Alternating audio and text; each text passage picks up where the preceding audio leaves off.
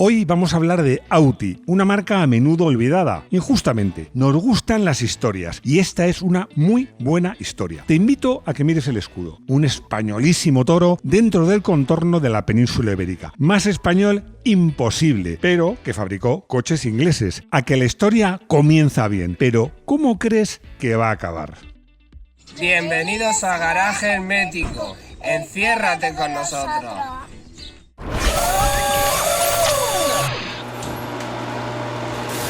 Esta es la historia de una marca española. Os aseguro que va a resultar interesante para los que son españoles, pero también para los que no lo sois. ¿Por qué? Primero porque la historia vale la pena.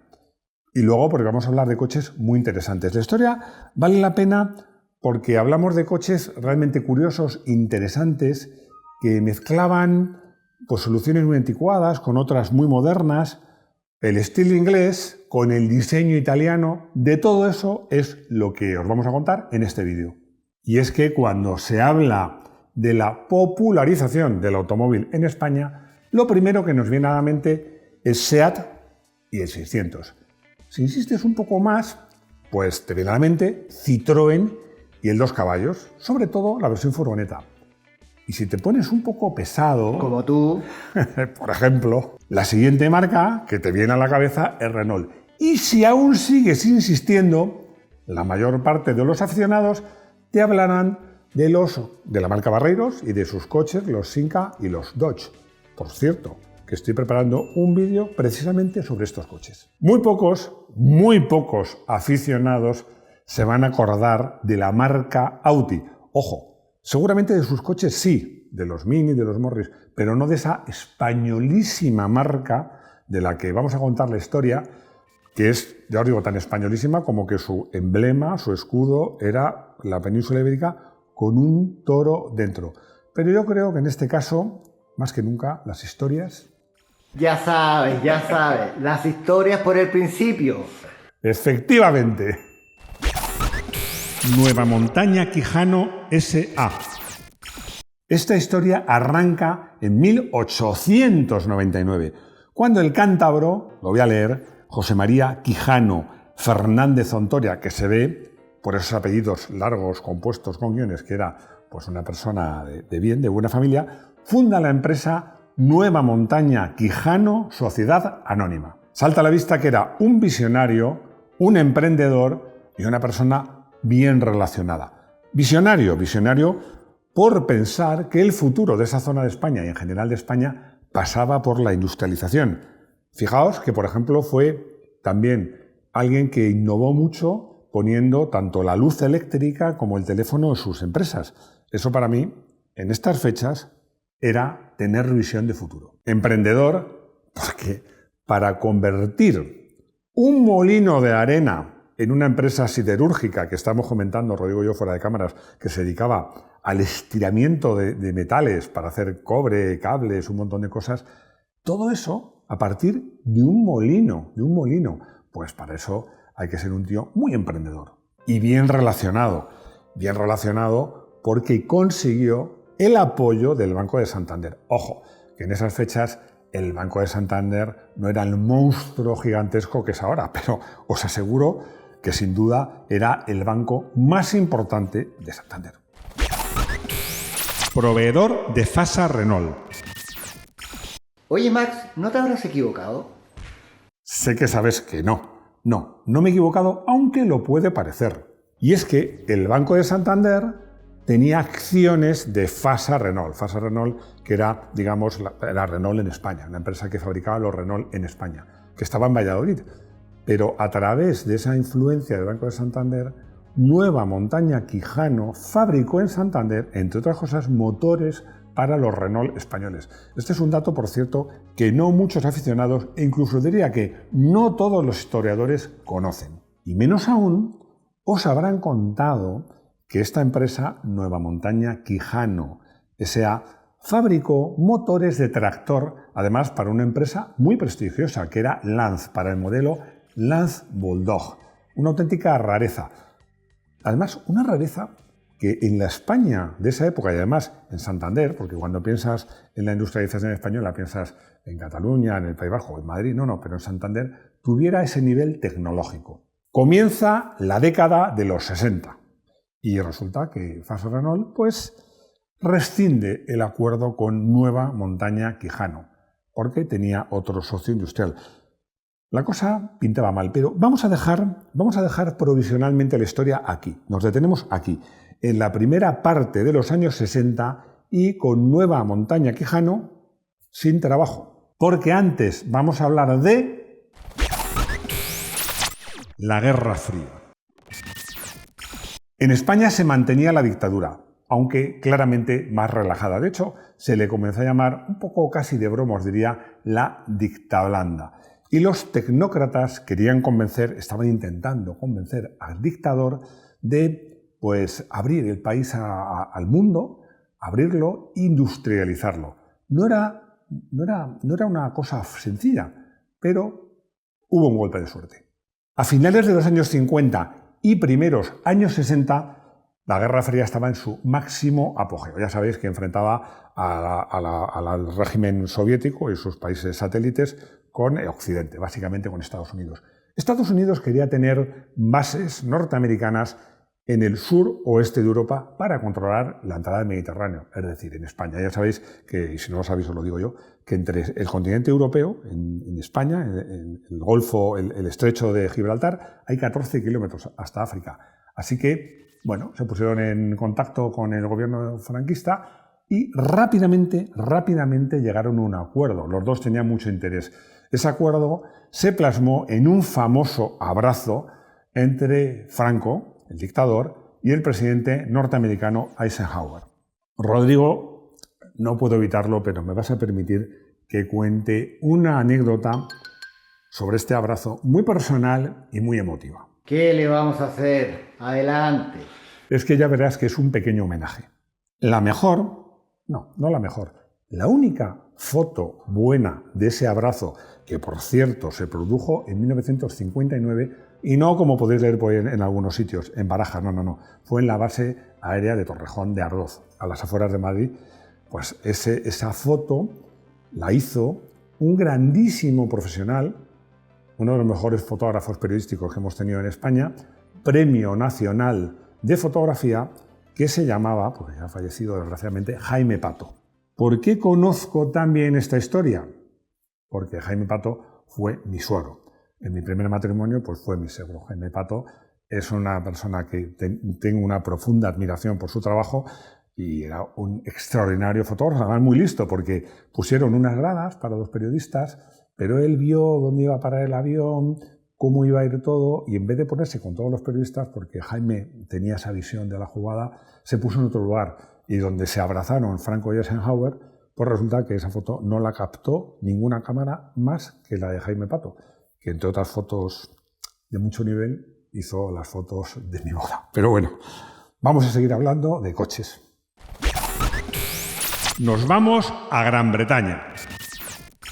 En este marco que os he definido, que os he contado, BMC, British Motor Corporation, querían expandirse por Europa. Querían expandirse y vieron que España era un mercado interesante. Era interesante porque la gente no tenía coches, había mucha población, la mano de obra era barata, pero bastante bien formada, y además la economía estaba creciendo en ese momento más rápido que en el resto de Europa. Y es que además los ingleses ya tenían experiencia de colaborar con empresas españolas y fabricar en España, porque habían constituido ya una sociedad que todo el mundo conoce por SABA y que es Sociedad Anónima de Vehículos Automóviles, que se hizo para fabricar furgonetas y en general vehículos industriales con tecnología Austin, de British Motor Corporation, en Valladolid. Y la experiencia fue muy buena. Y aquí retomamos la historia donde la habíamos dejado. ¿Os acordáis?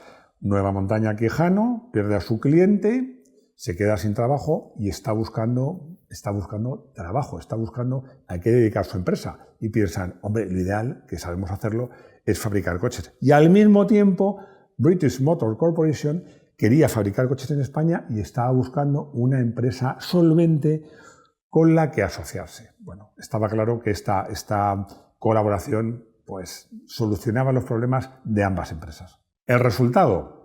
Pues el resultado es que el 12 de noviembre de 1966 se constituye oficialmente la marca española Auti, que significa Automóviles de Turismo Hispano-Ingleses. La mayoría capital era español. Auti para todos.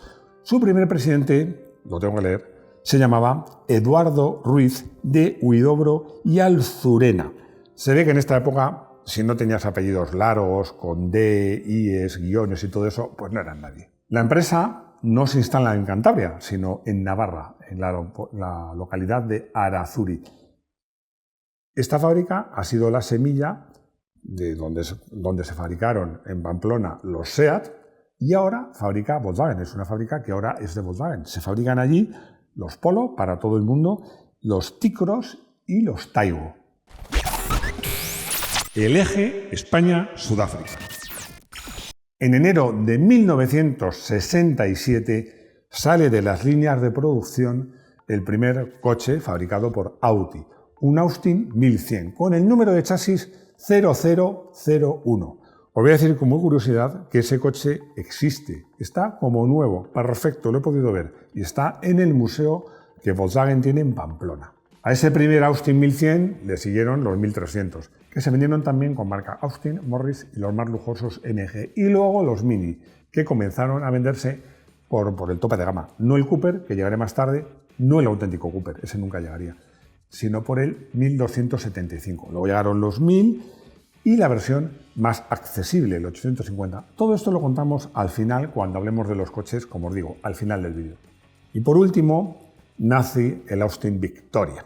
El Austin Victoria, que en su versión deluxe, que llevaba en vez de 2 faros rectangulares, 4 redondos, se parece mucho, hay quien lo confunde, al Triumph Dolomite, o como diría Rodrigo, Triumph Dolomites, pero bueno, es el mismo coche, Es curioso porque este diseño era de Giovanni Michelotti y también tiene una curiosidad. Yo lo sé. Ya ha hablado el empollón en la clase, entonces ¿cuál es? Se fabricó también en Sudáfrica.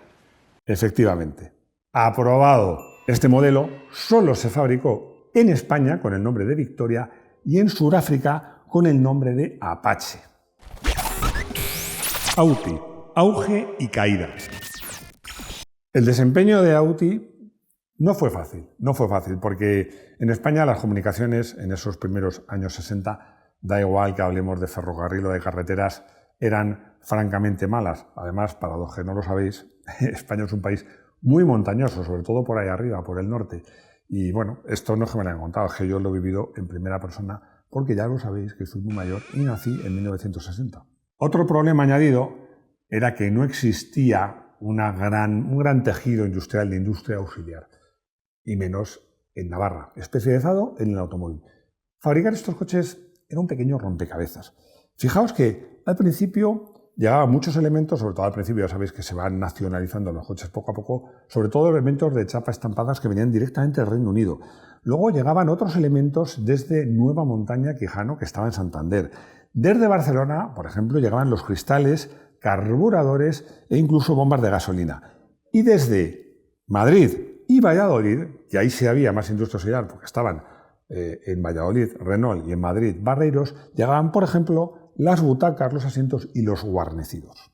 Era una estructura compleja y cara que repercutía, obviamente, en el coste de producción de los coches, que además tenía otro inconveniente, que eran, vamos a decirlo así, demasiado lujosos. Fijaos que ya años más tarde, cuando trabajaba en una tienda, me llegó a la tienda uno de los primeros Mini 1000 y me sorprendió ver que un coche utilitario tenía madera, el interior, el salpicadero con madera de nogal, los asientos de cuero, pero si eso en España no lo llevaban ni las berlinas de lujo. Tampoco el servicio postventa fue el mejor del mundo.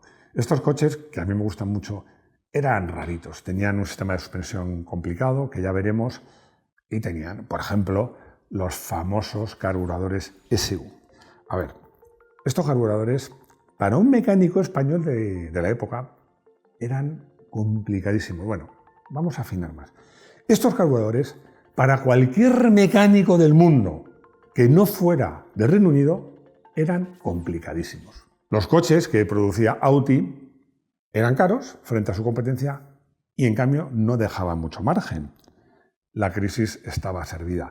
En el 69, la BMC, que ya para entonces también tenía su crisis particular y era British Leyland, porque los ingleses lo hicieron mucho mejor, se hicieron con el control de la compañía. Y en 1970, aprovechando con el lanzamiento del Mini básico, el 850, se pretendía cambiar la imagen de marca y hacer desaparecer poco a poco el nombre de Audi por el nombre que tenían los coches, que eran, como os digo, Austin, Morris, MG y Mini, reservando MG para las versiones más lujosas. Siempre digo que la realidad supera la ficción. Podéis pensar, bueno, peor imposible. No. Peor es posible. Resulta que la fábrica se incendian las instalaciones y trata de comprarlas a un precio ridículo General Motors. Finalmente es el INI, el Instituto Nacional de Industria español, el que a través de su marca SEAT, que en ese momento era una marca estatal, decide comprar las instalaciones y allí fabricaría en el futuro muchos modelos de SEAT. Una gama completa. Me encantan estos coches. Me encantaban cuando era adolescente y me sigue gustando mucho. Valoro mucho la personalidad en las personas y en los coches. Y estos coches tienen mucha personalidad. No eran los mejores. Hay que reconocer que no eran los mejores en cuanto a calidad y fiabilidad. En esa época, en España, los mejores, la marca más fiable, sin duda era Renault, la que ofrecía mejores acabados. Luego estaba seguida por SEAT y Citroën. Bueno, ahí ya es un poco opinable cuál estaba delante. Y luego, pues, un poco por detrás ya estaban las marcas que se fabricadas por Barreiros, que eran Simca y Dodge. Y después, detrás de todas estas, estaba Audi. Tenían elementos bastante modernos, como la suspensión hidroelástica, o como la llamaban ellos, hidrolastic. Era muy sofisticada para la época, una especie de tipo de suspensión hidroneumática que conectaba la rueda delantera de cada lado con la trasera. Cuando la delantera pillaba un bache, pues preparaba a la trasera. Esto, si tenéis interés, lo hemos contado en un vídeo que se llama Todos los coches con suspensión hidroneumática, no todos son Citroën. Los motores iban desde los 850 centímetros cúbicos, 849 creo recordar exactamente, hasta 1275. Básicamente era el mismo motor, un motor bastante anticuado que compartía el cárter, el motor en sí y la caja de cambios. Un motor, fijaos, todo de hierro, no solo el bloque, que era muy habitual, sino también la culata, con solo 3 apoyos de cigüeñal y carrera muy larga. Era un motor que se había diseñado hacía mucho. Esta carrera larga y los solo 3 apoyos pues hacían que el motor no girase alto de vueltas con alegría y que vibrase más. Fijaos que esta vibración a veces producía, y el hecho de que compartieran el cárter, escapes en la junta tórica de cigüeñal de aceite que iban a parar al embrague y patinaba el embrague. Ojo, que esto no lo he leído por ahí, es que me ha pasado a mí más de una vez conduciendo estos coches. Los Austin y Morris eran prácticamente igual, aunque cambiaba la marca. En los MG solían tener un equipamiento más alto y una parrilla que simulaba un radiador, pero eran todos básicamente el mismo coche. Eran coches, es curioso porque eran 2 volúmenes nada más, pero con tapa separada del maletero. Eran coches con una estabilidad extraordinaria, muy amplios por dentro y, como os digo, bastante lujosos. Pero ni corrían mucho, ni gastaban poco, ni eran un prodigio de fiabilidad. Los Victoria eran iguales, porque era el mismo coche con un morro distinto y un maletero separado. Eran iguales con las mismas virtudes y defectos, pero desde luego tenían más prestancia, un coche de 3 volúmenes, sobre todo en esa época se le consideraba más, y sin duda más capacidad de maletero.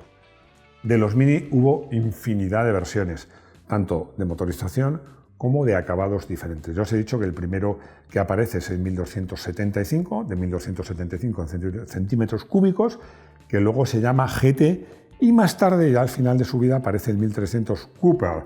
Cuando salió este coche, bueno, recuerdo que todo el mundo estaba, ¿el Mini Cooper se va a vender en España? Pues sí y no, se llamaba Mini Cooper, pero nada tenía que ver con el Cooper británico, auténtico. Ese coche ofrecía casi 80 caballos, que eran muchos para un coche de solo 600 kilos.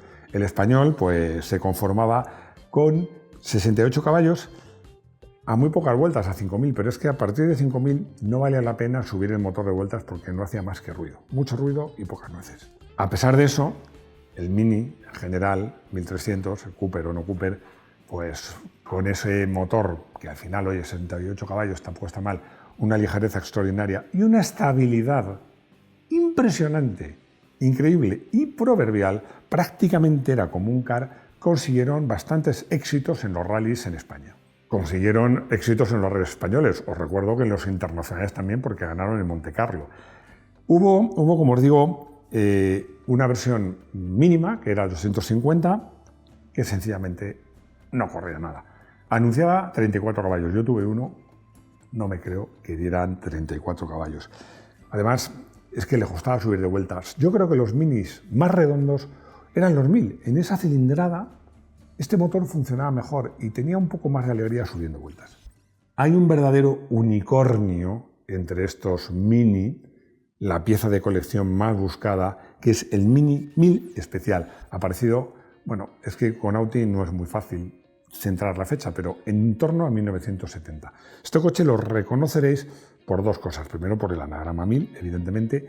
Luego, porque lleva las bisagras de las puertas por fuera y no por dentro, como llevaron después. Y además, los cristales de las ventanillas eran deslizantes, no eran descendentes. Con estas cosas más o menos podéis identificarlo. Era un coche que ofrecía 63 caballos. Estaba muy cerca del Cooper. Y era un motor que subía bien de vuelta. Realmente, para mí, ha sido el mejor Mini fabricado en España. Hay muy pocos. Si encuentras uno, hazme un favor, me llamas.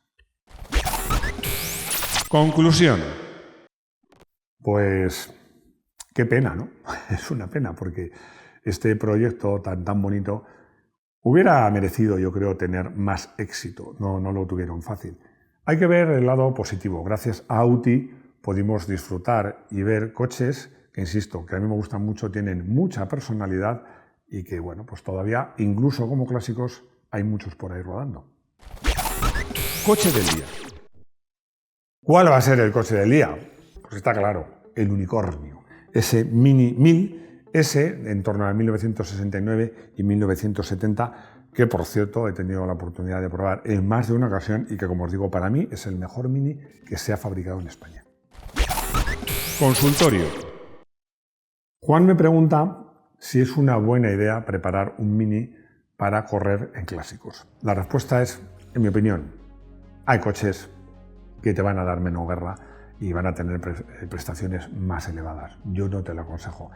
Es cierto que un Mini es muy divertido conducir y es muy divertido porque es un coche muy pequeñito que es un matagigantes.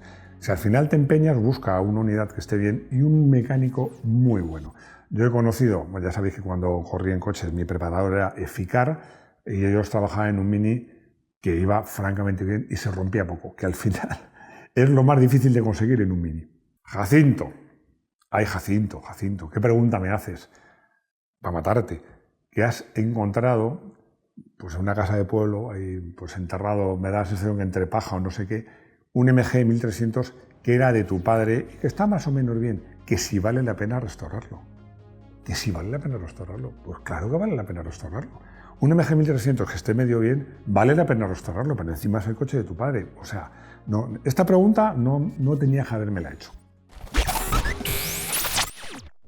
Y llegamos al final de este vídeo, que confieso que son de estas historias que me gustan, porque ya sabéis que digo que detrás de los automóviles, de los coches, siempre hay historias de los propietarios, historias de su diseño, de su fabricación, y esta historia es muy bonita, a mí me parece muy bonita, podría haber tenido un final mejor. Yo espero vuestros comentarios para saber si os ha gustado o no, vuestros likes, que os hagáis miembro del canal, que compartáis este vídeo y sobre todo espero veros de nuevo aquí, en nuestro garaje hermético. Hasta pronto.